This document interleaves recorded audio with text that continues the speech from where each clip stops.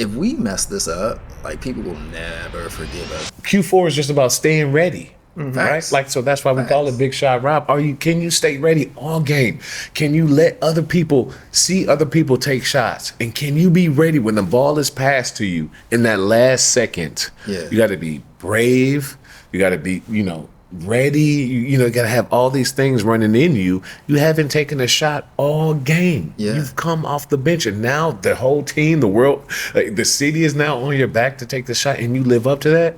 He's not only did it, for the Lakers, he did it for multiple teams. It's literally multiple shots. And I have always been an admirer of Robert Horry for that. And I've always told myself, Lay, just stay ready. Stay ready. Stay ready. Man. Like, stay ready for that fucking shot. And so Q4 is about that shot. It's so important, to be Big Shot Rob, to have that presence, right? So what was your Q4? Did you tie the game? Did you win the game? What was your Q4 about? Talk to me. I think I won. As I think about it. I love a fucking winning. Love that. I mean, so okay, now I'm at BET. I started BET. Okay, yeah, I'm sorry. So you leave, you left work, you left DC, you're in LA, BET. BET. Got it. I'm in their original programming department. So this is exactly what I wanted to be doing. Wow. Television creative. I was an assistant at the time to two of their big executives. And one of them happened to be working on this project that will go on to become a huge hit for them. It was called The New Edition Story. To this day, it's one of my favorite projects that I've ever been involved with on any level.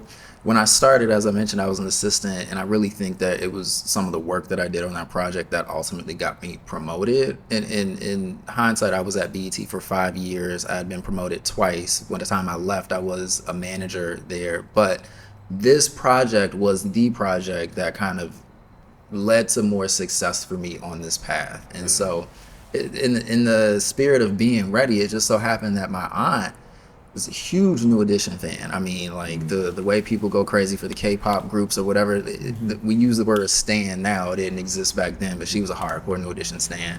And she always made sure that I knew all their music, knew everything about them. And so it just so happened that when we were working on this project about their journey, I already knew everything thanks to her. And I was able to be a huge contribution to that value project. Yeah. And so, as I mentioned, that show actually broke a lot of records for BET. Like it did. It was a big. I was involved. I mean, as a viewer, I was like tied. I watched it probably 10 times during that. You know what else? I just remember knowing that like BET gets a hard time, and a lot of times it's fair, sometimes it's not. But I knew if we mess this up, like people will never forgive us. New Edition is very beloved by a lot of people, and so if we don't do our best on this, it's going to be terrible. And so all of us put everything we had into that.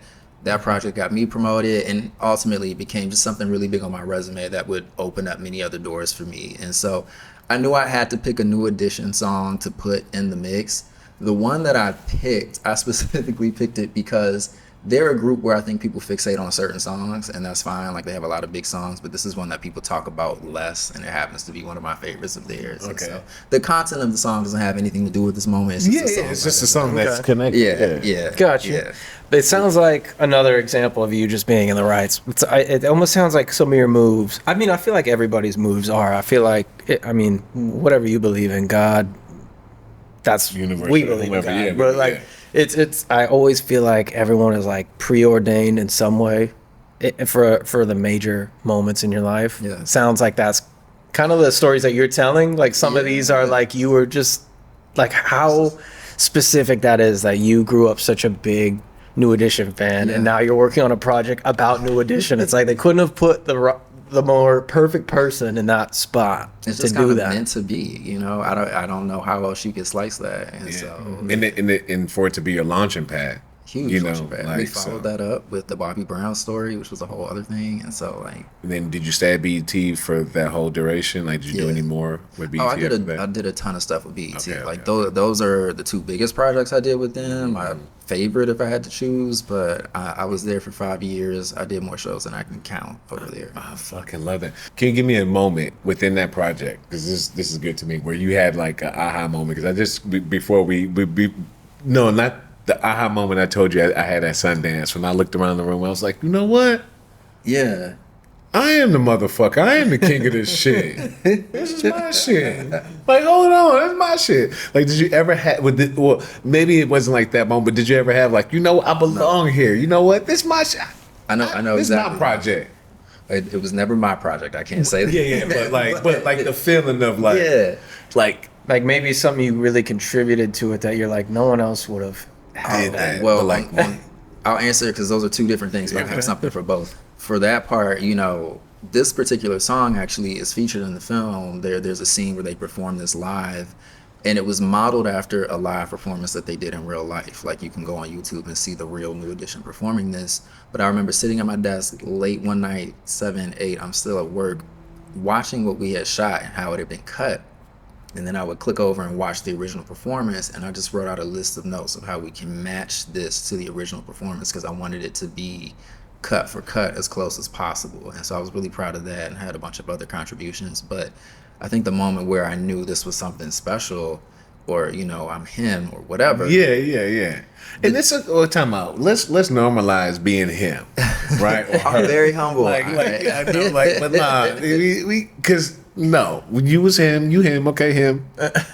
For me, it was the day after it premiered. I walked into the office, the elevators opened, and they had the ratings taped to the wall, like all throughout the office, because they wanted everybody in the office to see how well the first night of this had done. Yeah. And so I'd never seen that kind of reception for any other show that we had put out. Like, we had been putting out a ton of stuff, but for the CEO of the company, like Deborah Lee and Stephen Hill and those people, to be so over the moon about something that we had worked on, I just never seen that level of success before.